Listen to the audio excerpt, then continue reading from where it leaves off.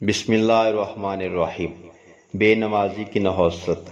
ایک مرتبہ حضرت عیسیٰ علیہ السلام کا گزر ایسی بستی پر ہوا جس میں نہایت سرسبز و شاداب اشجار لہلا رہے تھے اور صاف ستھرے پانی کے چشمے ابل رہے تھے۔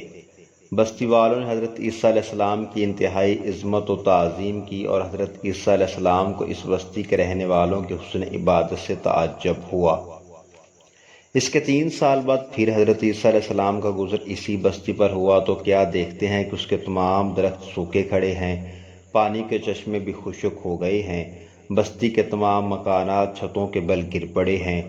اب اس بستی کا یہ حال دیکھ کر حضرت عیسیٰ علیہ السلام کو انتہائی حیرت ہوئی تو اللہ تعالیٰ نے وحی کے ذریعے ان کو مطلع کیا، اے عیسیٰ، اس بستی کے اجڑنے کی وجہ یہ ہے کہ ایک مرتبہ یہاں سے کسی بے نمازی کا گزر ہوا جس نے بستی کے ایک چشمہ سے منہ دھو لیا، جس کا نتیجہ یہ ہوا کہ بستی کے تمام چشمے خشک ہو گئے، درخت سوکھ گئے اور مکانات ویران و تباہ ہو گئے۔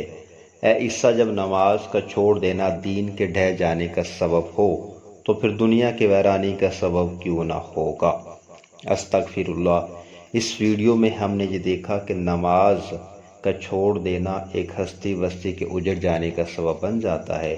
ہم ہر روز اللہ تعالیٰ کی ہزار نعمتوں کا فائدہ اٹھاتے ہیں اور نماز چھوڑنے کے معاملے میں ہم سب سے آگے ہیں۔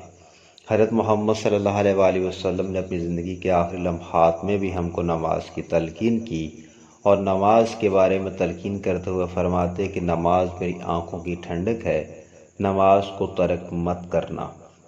ان کے آخری الفاظ بھی نماز کے بارے میں ہی تھے۔